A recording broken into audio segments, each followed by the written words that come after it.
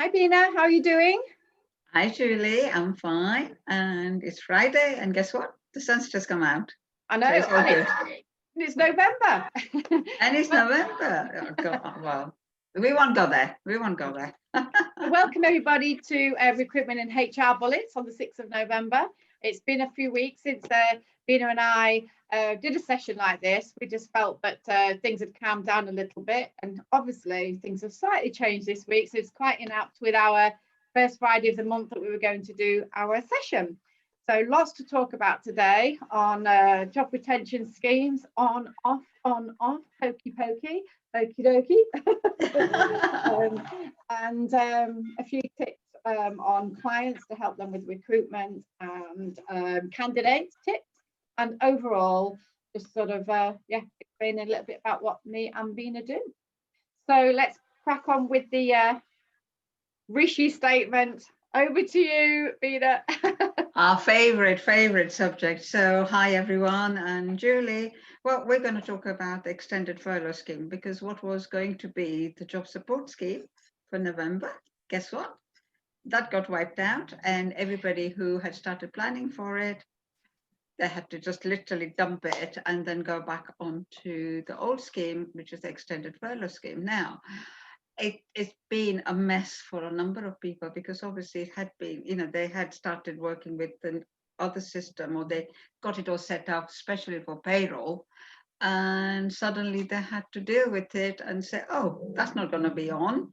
So, dump it. And now we go back onto the job protection scheme. It's the same thing, about 80% of the wages, and capped at 2,500 and so on. So I'm not really going to go too much onto it, except that, if somebody is still struggling with it, and you can go onto the government website, onto HMRC website, onto ACAS website. They will tell you all about it. If you're still struggling, please come to us, and if you just need somebody, a human voice, because sometimes, you just need a sounding board to say, that's what the website says. Does that what it means? A human being. Yeah, so exactly. So, Julie or me, we are here for that. I think being on top of that, just I think it's really important to, although it's frustrating and all the work's gone in, it's important to, I think, emphasize that it is actually good news, really, all over, because the government are paying more, the employee's going to get more. It's all a benefit, really, and it is what it is, isn't it? I just realised I've got my gloves on still because I was freezing this morning. Yes, so it's all positive, really. So let's do what we can to. Yeah, and I think the government did listen to the businesses, to say, look, we can't manage with all this, and the people can't, and so so it's good news on that basis.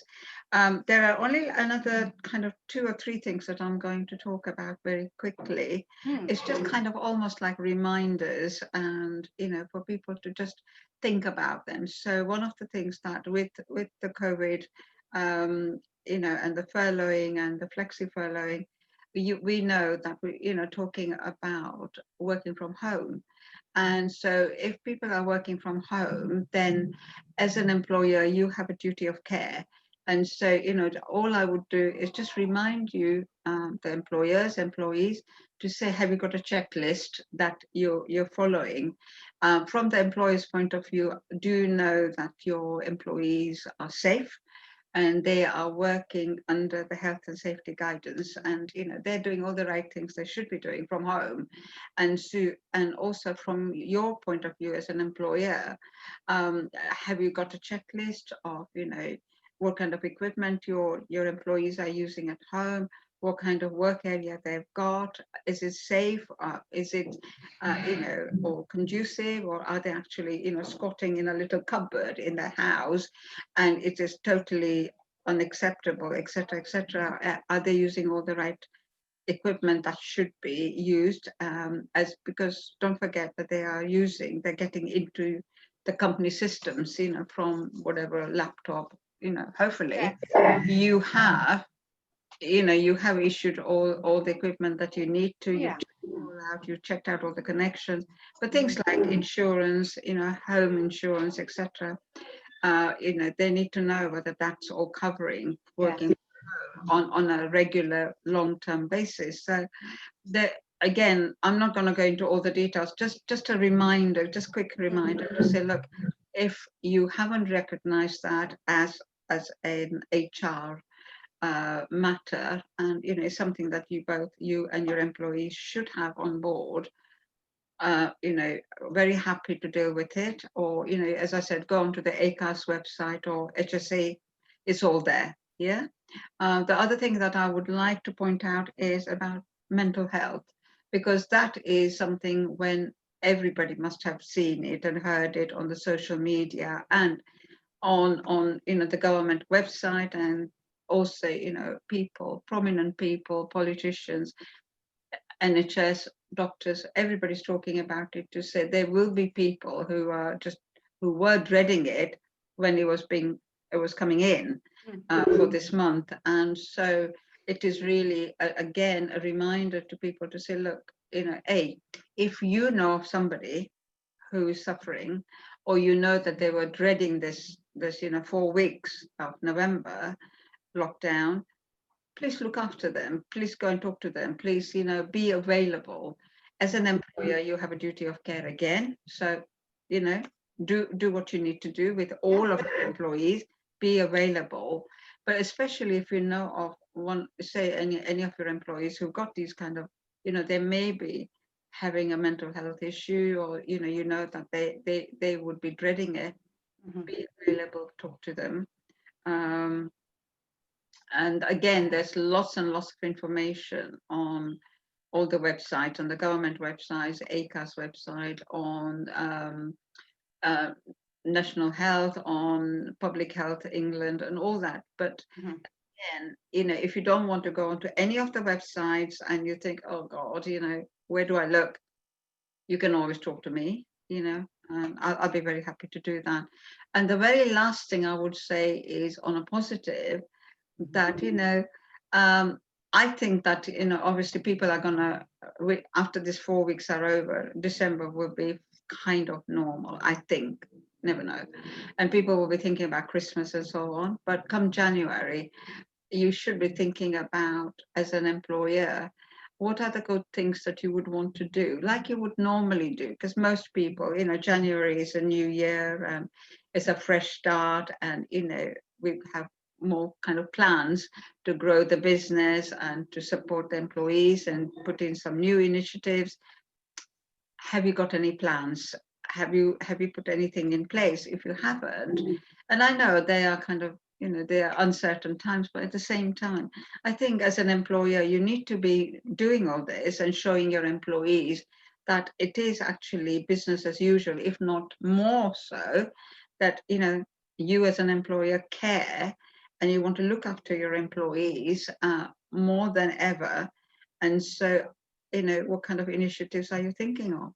And, plan for a good year come 2021. So again, if there's anything that I can help with, please let me know. So totally agree, Bina. And as we know, mental health is really big in the news at the moment. And also, in addition to that, Bina and I, from our networks, we're in joint networks, we're in separate networks, we know people that can actually help as well. So if you feel that you need some outside help, we can get you in touch with somebody who can come in and speak to your employees. So I know lots of people with different expertise. I know you do as well, Bina, because we talk about this. So yeah, definitely reach out to either of us and outsource it. You don't have to do it all yourself, but it is about looking after your employees, and definitely plan for next year, because whatever happens, you've got to have a plan, and then you ride it and pause it and move on.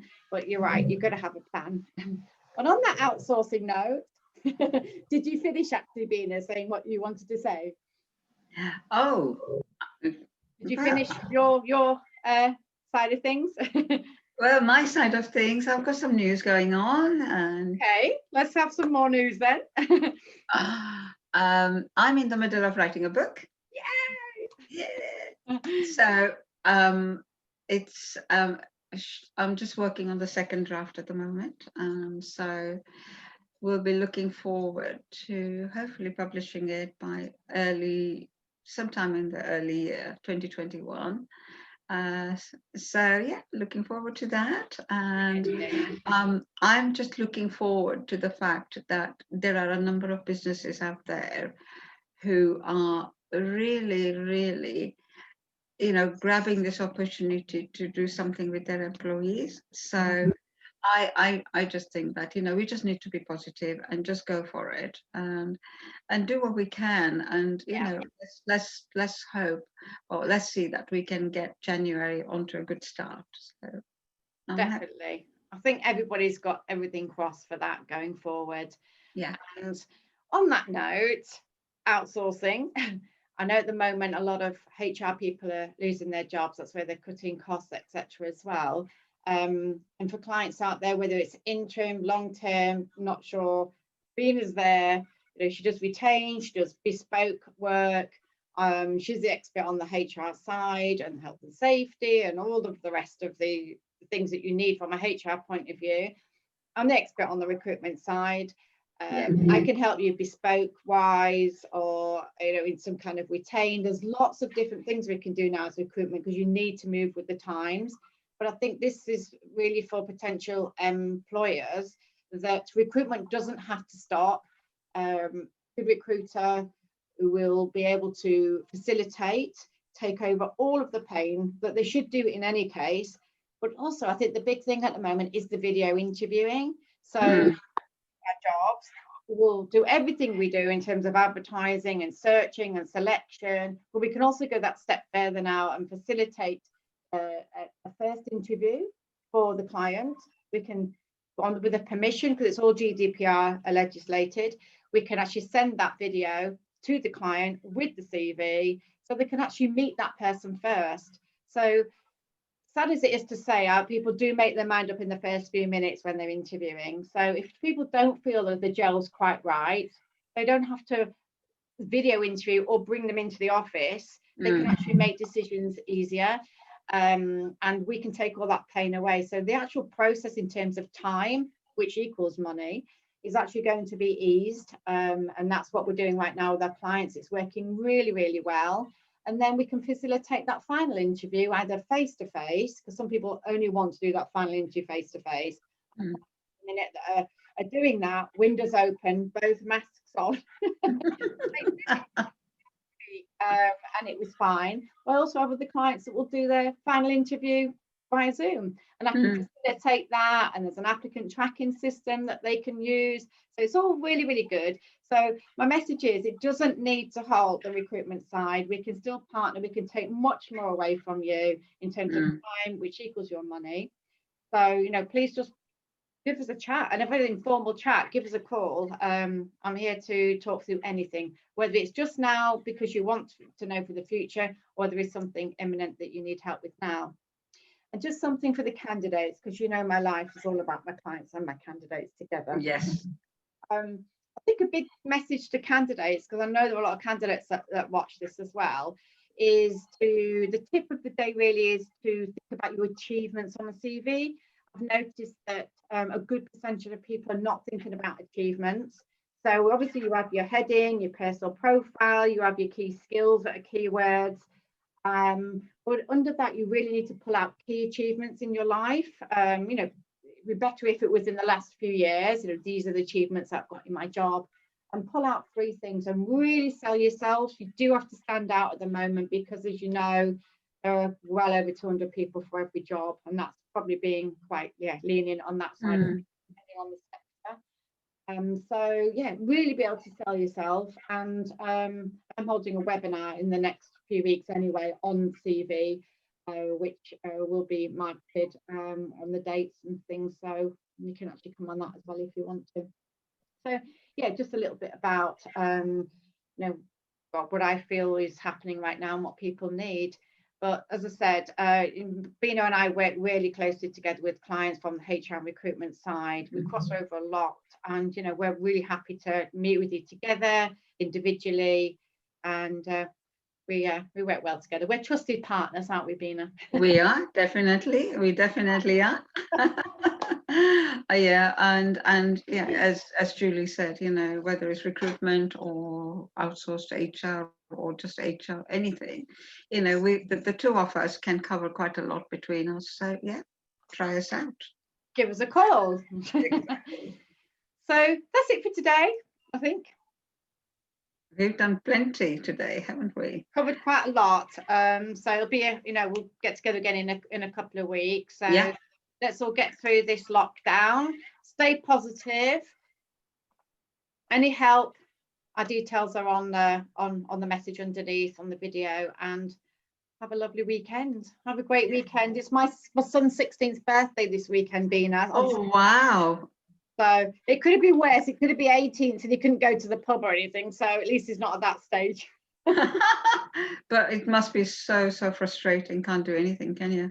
Really can't have the friends around or anything, or they can go out, you know. He did manage to have a dinner with his friends early on in the week after school, because we thought, while he's still allowed, he needs to do something. So we just had a dinner locally, pizzas and things out. So that was nice. But yeah, he's stuck with mum and dad.